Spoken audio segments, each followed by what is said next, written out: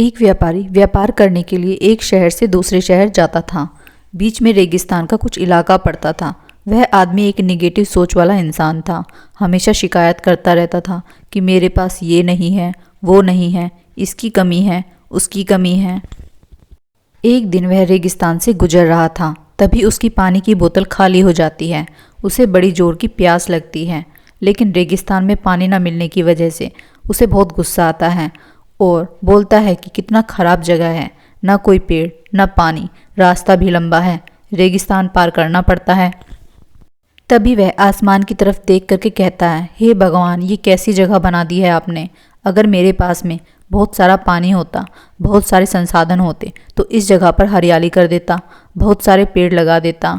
वह आदमी ऊपर देखकर ये सब बातें कह रहा था और ऐसा लग रहा था कि जैसे ऊपर वाले से जवाब की प्रतीक्षा कर रहा हो, भगवान कुछ कह दें। अब चमत्कार ये हुआ कि वह जैसे ही नीचे देखा, उसे अपने आंखों के सामने एक कुआं दिखाई दिया। वह पूरी तरह से घबरा गया, क्योंकि उसने कभी भी उस रेगिस्तान में कुआं नहीं देखा था। वह कुएं के पास पहुंचा और देखा कि कुआं पूरी तरह पानी से भरा हुआ था, परंतु वह आदमी निगेटिव सोच वाला था और हमेशा शिकायत करता रहता था। और फिर से आसमान की तरफ देखते हुए बोला, भगवान, पानी से भरा हुआ कुआं तो दे दिया, लेकिन पानी निकालूंगा कैसे।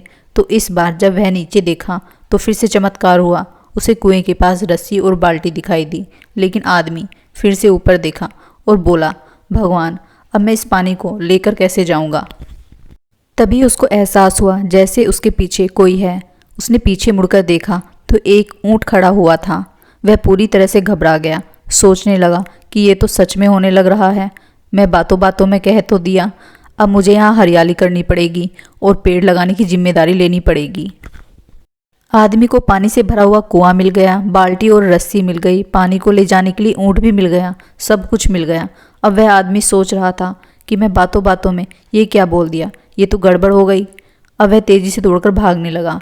वह भाग रहा था, उस जिम्मेदारी से बच रहा था। तभी एक कागज उड़ते हुए आया और इसके शरीर से चिपक गया।